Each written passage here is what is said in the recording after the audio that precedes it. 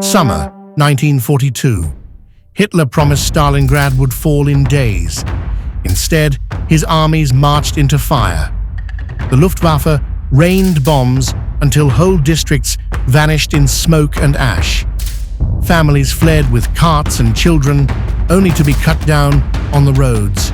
The Volga, once a river of life, became a river of death, choked with burning boats and drowning men. In basements, mothers clutched starving children as walls shook above them. In the ruins, the Red Army swore there would be no retreat. Stalingrad was no easy prize. It was a graveyard, and Germany was digging its own. This is only the beginning. In this episode, you'll witness the firestorm that engulfed Stalingrad, the civilians trapped in its ruins, and the desperate stand of the Red Army. Stay with us. The battle that would change the war starts now.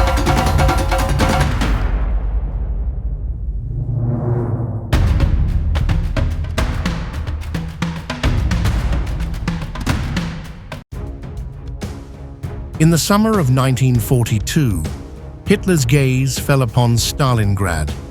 It was not merely a city, it was Stalin's city, a trophy that would break Soviet morale and open the road to the oil fields of the Caucasus.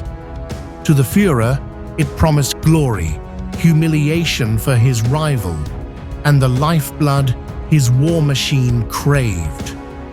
To Stalin, its defense was personal. What began as a mark on a map would soon become the stage for the bloodiest battle in human history. The German Sixth Army surged eastward, a tide of steel and fire.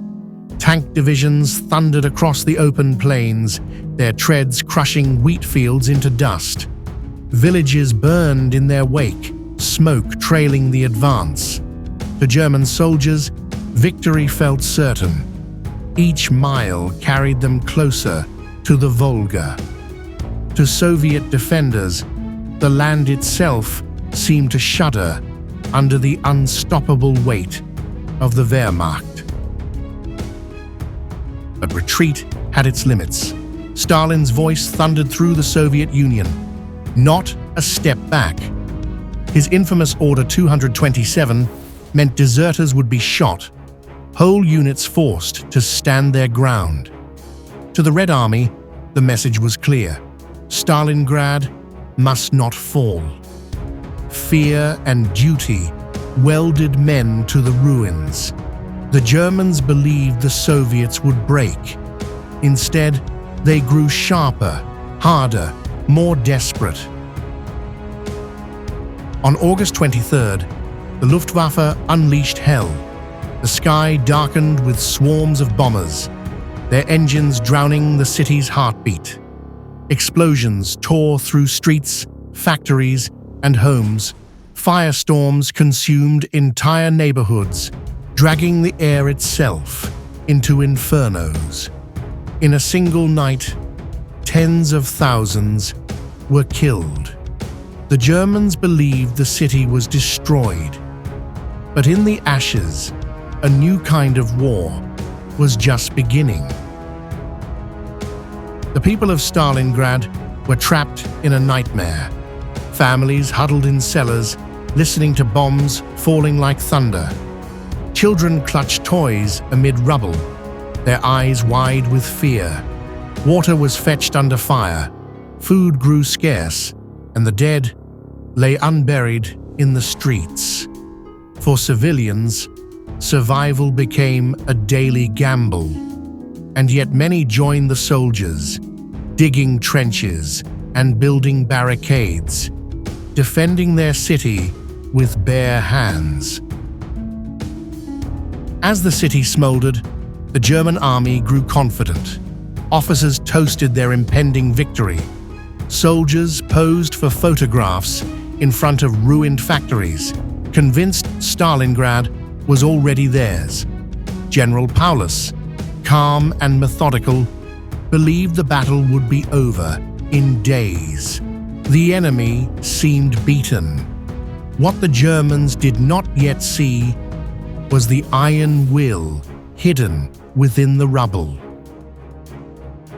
Across the Volga, reinforcements poured in. Men and women alike were ferried into the smoking ruins, handed rifles, and sent straight into the fight. Snipers crept into half-collapsed buildings. Machine guns were hidden among the rubble. Every street became a fortress. The Germans had captured a ruin, but they had not captured its defenders. Stalingrad refused to die. The Volga River became Stalingrad's lifeline. Night after night, barges and ferries braved artillery and bombers to bring men, ammunition, and bread. Many never made it, shattered by shells before reaching the shore. But still, they came. Across that river, the Soviet will flowed like blood and iron. It was not only supplies they carried, it was the hope of a nation determined to hold. When the Germans entered the city, they expected a swift victory. Instead, they stepped into a death trap. Every building was a fortress, every cellar a bunker. Grenades exploded in stairwells, snipers fired from chimneys, knives flashed in the dark. Combat collapsed into chaos. House by house, room by room, corpse by corpse. The Battle of Stalingrad had begun in earnest.